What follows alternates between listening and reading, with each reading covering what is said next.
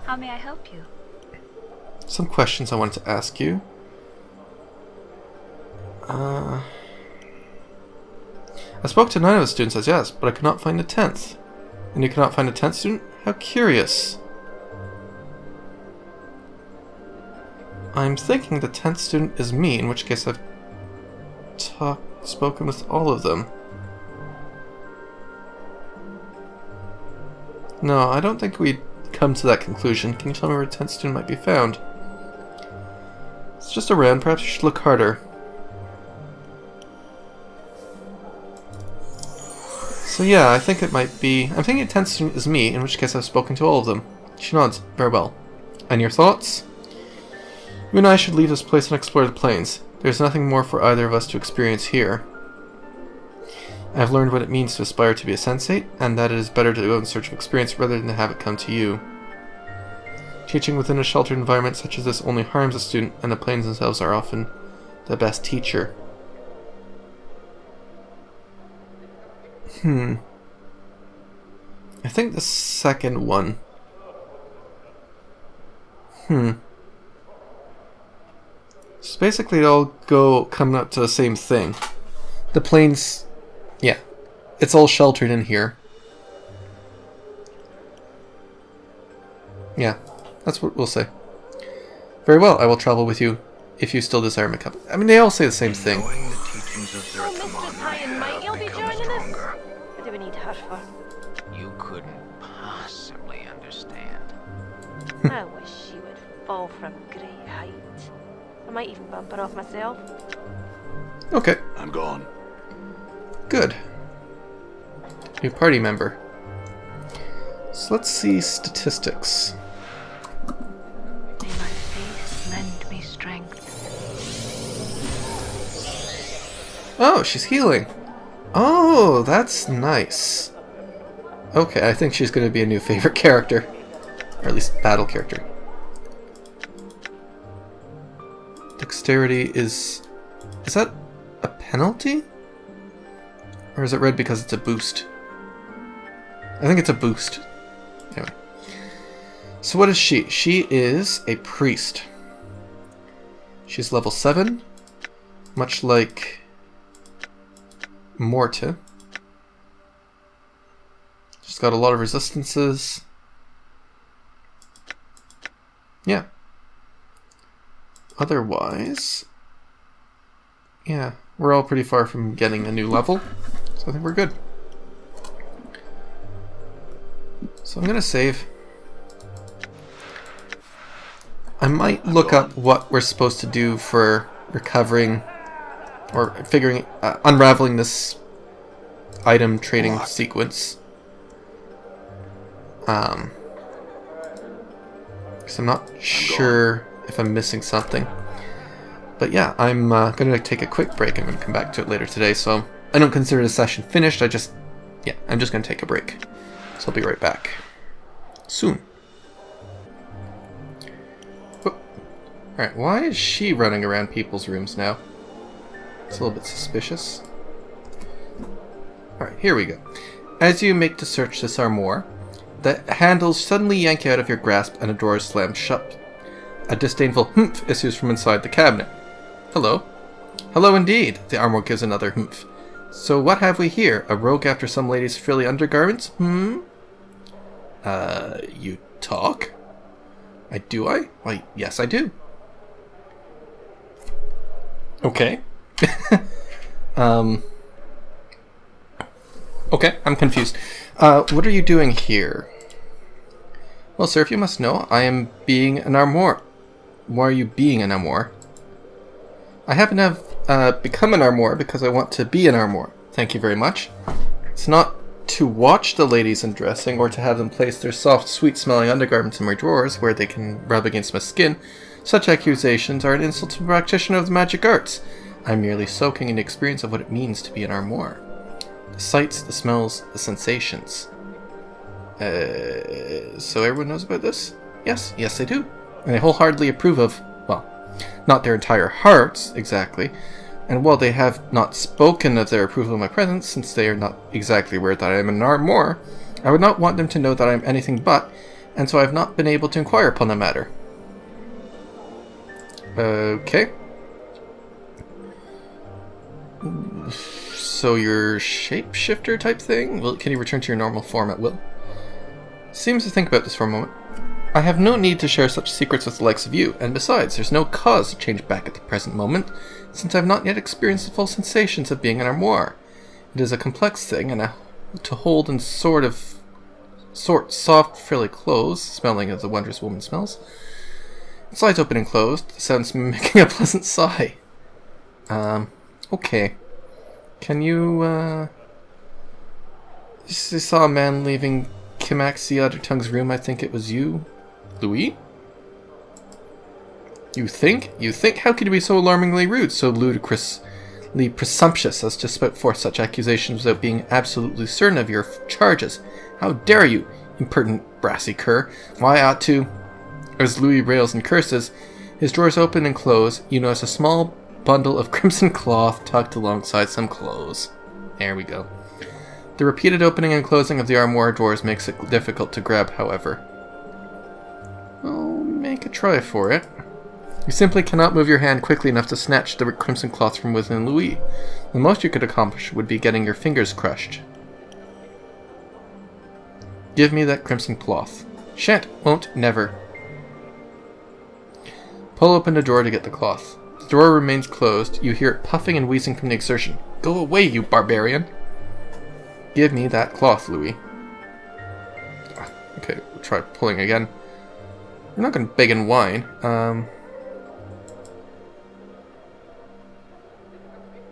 Well, that seems to be the only option, because we can say this. That gives us to pull and open the drawer, which doesn't work.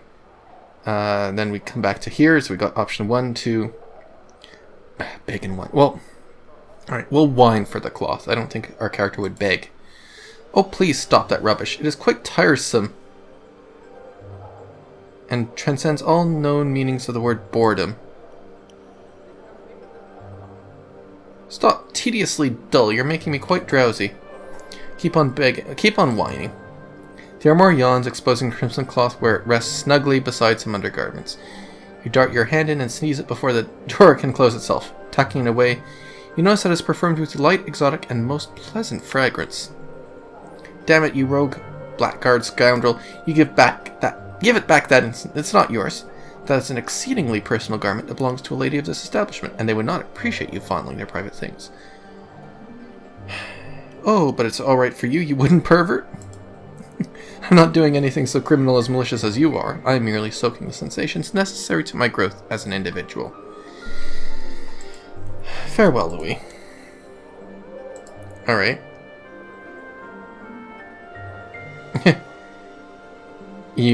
So he's not going to talk to us anymore. You can feel the hatred radiating from the wood. So we'll just leave. Alright. Good. This is a beautiful, perfumed crimson veil. Whatever textile it's made of is so light and gauzy that it's like a sheaf of pure, brilliant color, rather than an object of dyed cloth. More remarkable than the veil's appearance, though, is its scent. Doubtlessly one of the most intensely exotic and arousing aromas you have ever had the pleasure of inhaling. So that might be... Well, we're still looking for that scent, so maybe that's it?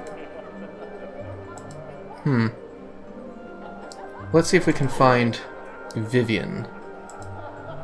Yeah, I think that was her. Yes, I found it. Updated my journal. Yeah, I found it in this red veil. Her eyes light up. Oh, how simply wonderful. She takes the veil from your hands, mutters a few words over it, and returns it to you. She sticks out her crimson hair, and in moments you are surrounded by the most intensely exotic and arousing scent you have ever had the pleasure of smelling. That smells great, we say. And she replies, it does it not? Her smile suddenly disappears. Well, I suppose you shall be wanting your reward now. Stand closer to me. You step closer, she takes her hand, and turning it over, takes a single cautious sniff at your wrist. Phew, she wrinkles her nose. Vinegar? Or embalming fluid? Yeah. I removed the smell from you. She mutters a few strange syllables, and a light tingling sensation spreads throughout your skin. In moments, your chemical reek lessens substantially. There. How is that? People should be less eager to avoid conversation with you now. Thank you. And we got a charisma point. Great. I'm gone. So... I'm gone. I don't think we got any more business with her. Nope. So, yeah, I'm confused. I guess, what was her name? Nina? Was lying to us? Right. I don't know. Done. Anyway, so let's return to Crimson Vale now. Done. Here you go. Cold, cruel voice hisses from it. Out of the darkness, it returns. You have reason for coming this time, I trust. Yes, here's your Crimson Veil. And will you please hand it over? Yeah, here you go. My journal. Before you go, you feel her take it from your hands. Ah, yes, much better. 2 shining points of red light appear before you as she opens her eyes. So that's what you look like. Perhaps I would have been better off with my eyes shut. Watch that forked tongue of yours, Marissa. Do not get me even started. I feel stronger. I'm gone. No level up or anything. So, that's it. All right. Now Done. there's still the matter of, Echo. I think. And...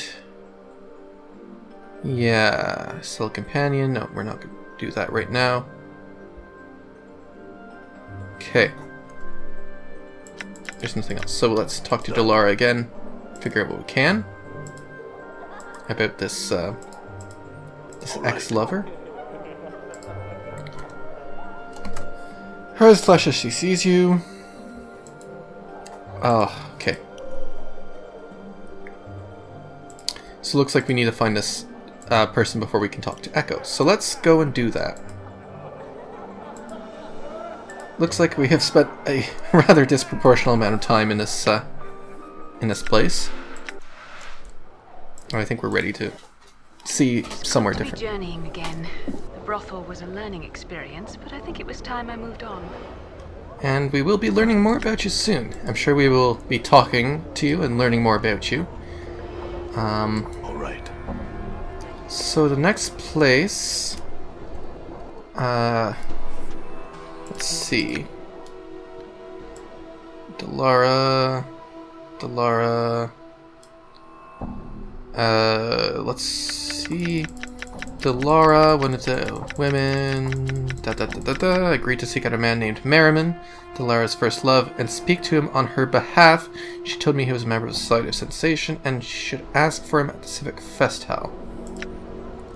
That's good, because I think we need to go there anyway. So let's get to it. Done.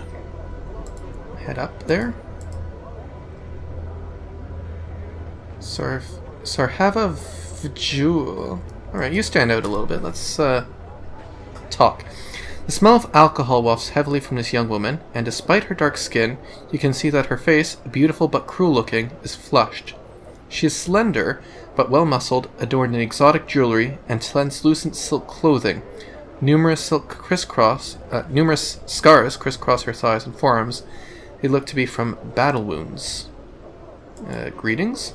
Well, well, what have we here? A little tiefling gutter queen, come crawling out of the hive. The woman pouts, talking as one would to a small child. Are you lost, little tiefling? Oh, look, it has a tail. How cute!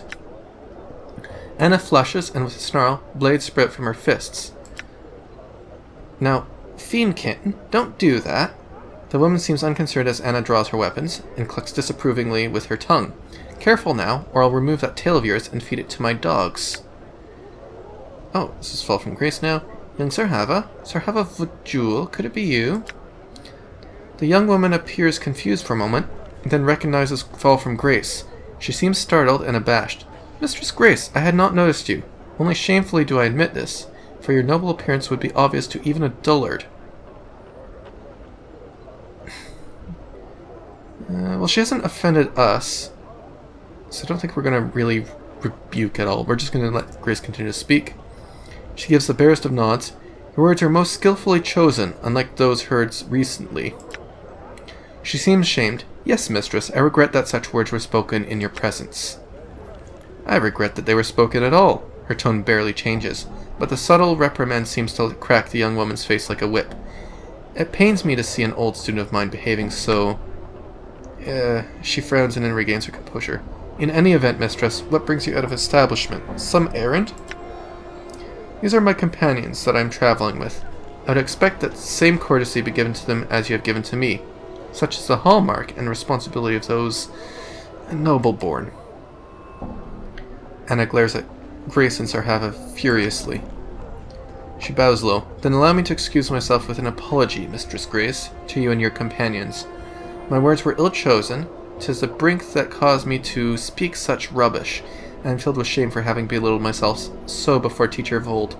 She bows, turns, and leaves. Interesting.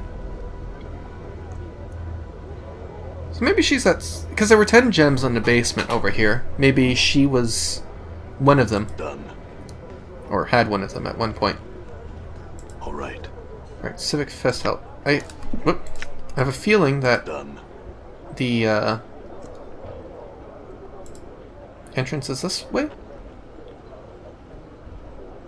Sensei... Oh, okay, let's talk to Salabesh the Onyx. This tall, thin man, dressed in heavy crimson robes, has sharp, pinched features. The oft-called Salabesh the Onyx, future mage tutor for the Civic Festal. You've business with me, I take it? No, just questions. But what, Not the ward and the like, I hope. Plenty more common folk could answer such questions. I'd just soon direct you to one of them. Why are you called the Onyx? A long tale which I'll shorten to save my breath. In my youth, I was once called Salabesh the Golden. I think our character is getting a bit annoyed at this guy. He seems pretty full of himself. I was once called the Golden, for I was said to have a heart of gold. Small, hard, and yellow. Well, I cursed the fool who started that, so he could only speak from his arse and defecate through his mouth. The Onyx appellation, along with the same lines as the Golden, though I admittedly somewhat less clever, soon followed. In any case, I'm a much kinder fellow now, far less prone to laying curses and the like. I'm not certain I deserve the name any longer. You cursed him so that what? Oh yes, you heard right. He sighs happily and chuckles to himself. That sort of thing is why I'm known as a master curses, you know. Okay, let's have other questions. What did you mean by future mage tutor of the festival? Updated my journal. It is a prestigious position to be an official tutor in one of Civic Festival's training chambers. It is my intention to one day take the position of mage's tutor, but the title is currently in the possession of Lady Thormacombe. If only I could somehow prove that I'd be a superior tutor. Other question? No. Let's go in here.